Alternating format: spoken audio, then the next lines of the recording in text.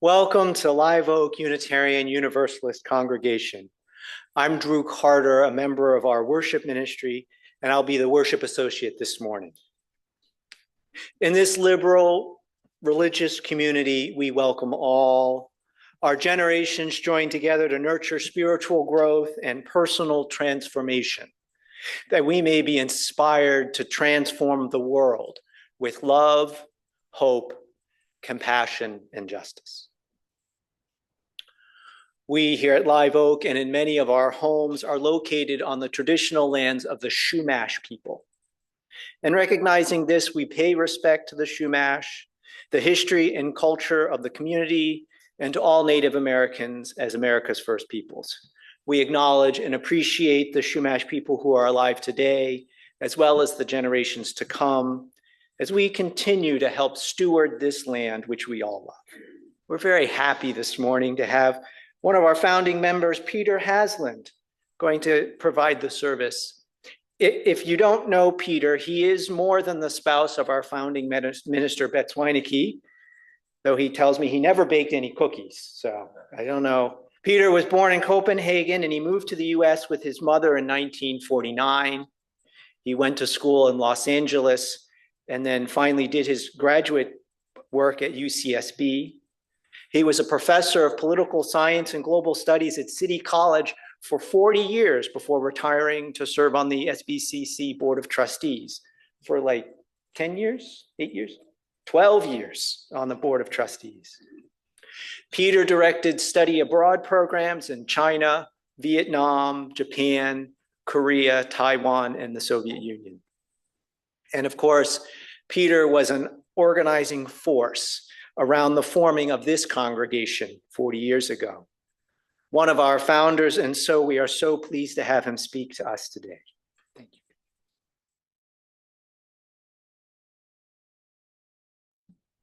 These are the words of Václav Havel, who spent many years in prison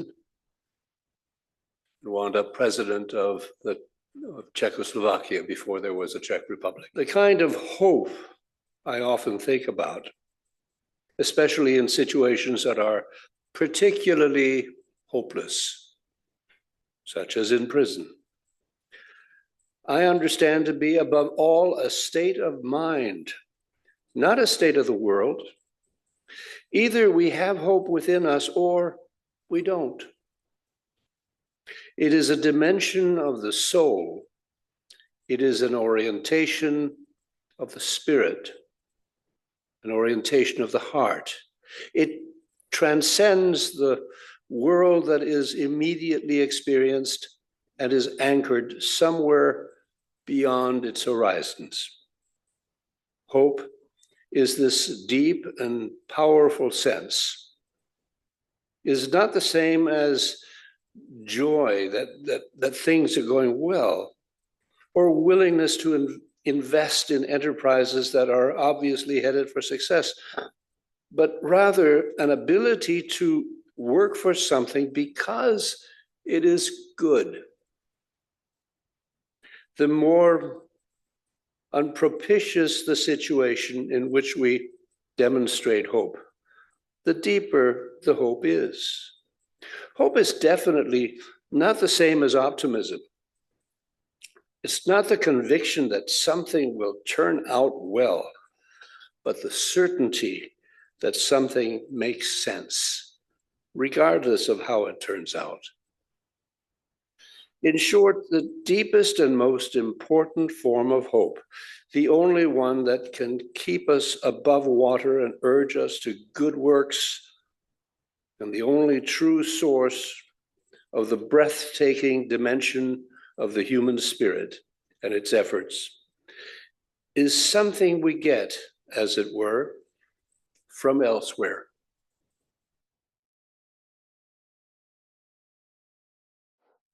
This is my favorite part. I just as soon do this and then go home. The story is called The Frog Prince, and I retrieved it from Betz's files. And it is a story that she has read here a number of times and elsewhere as she shared her ministry. There once was a little girl who was walking beside a creek when she happened to see a frog that looked very sad. I wonder why that frog is so sad, she asked herself. And then she remembered a story once told by her mother about how a girl had kissed a frog and how the frog had magically turned into a handsome prince. Maybe that's why the frog is so sad.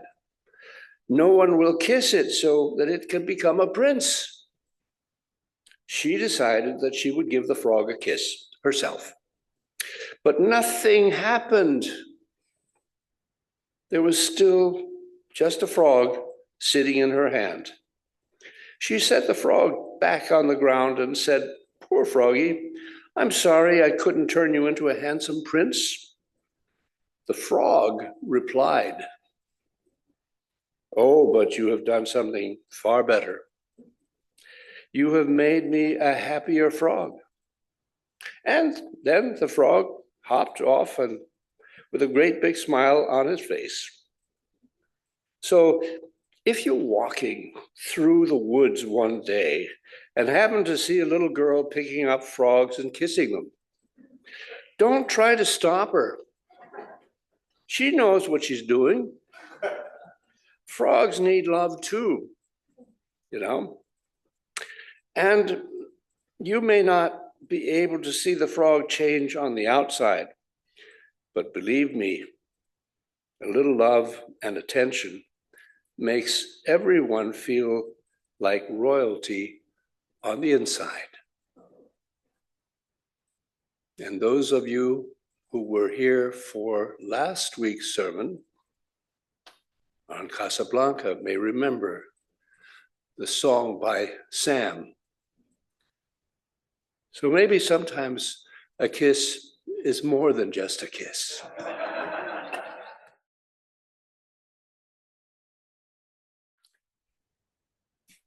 I'm glad that Drew talked about the team that makes all of this possible.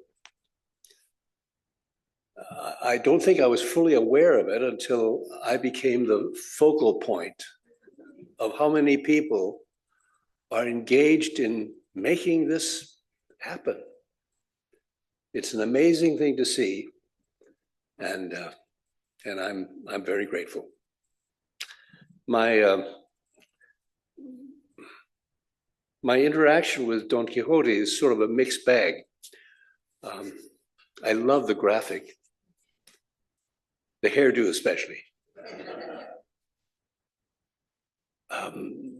But on one sense, one can see Don Quixote as sort of this hapless individual tilting at windmills and getting nothing done, you know, hopeless. And yet he seems the embodiment of a sense of hope, that yes, there is hope. Even though there is absolutely no evidence suggesting that hope is something worthy of doing, there he is, tilting at another windmill. So I think that's the part of him that I like.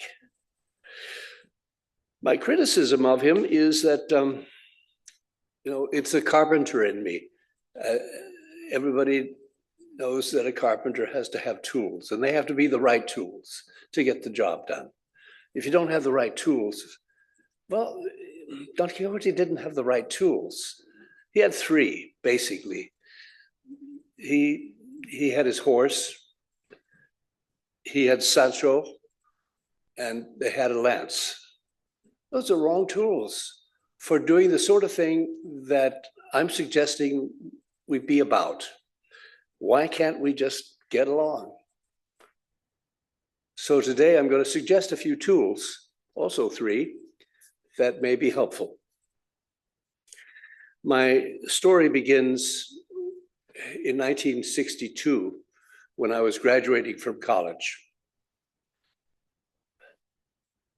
I was enrolled in a course in international law. I loved that course. It was taught by Professor Ake Sandler, whose father had been foreign minister of Sweden and had been a part of the League of Nations at a time when the League recognized that it was over. It was done. It was time to not pretend anymore that this institution was going to be able to do anything about global peace. So I had thoroughly enjoyed the course. And I was sort of looking forward to the final exam. One never does, but I sort of pretended. And I got to the classroom and sat down with my empty blue book and waited.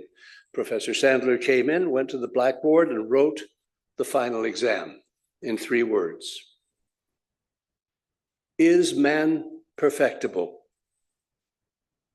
I thought, what in the hell does this have to do with international law? But I saw my fellow students writing furiously. What am I missing?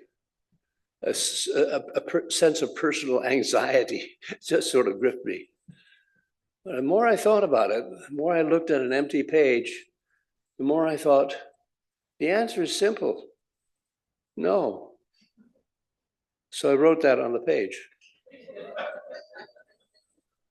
I folded the blue book closed, stood up, handed it in, and left.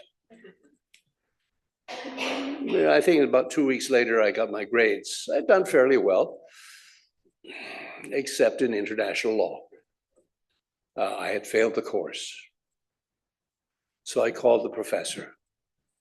He was quite jovial. He said, yeah, I've been expecting you to call.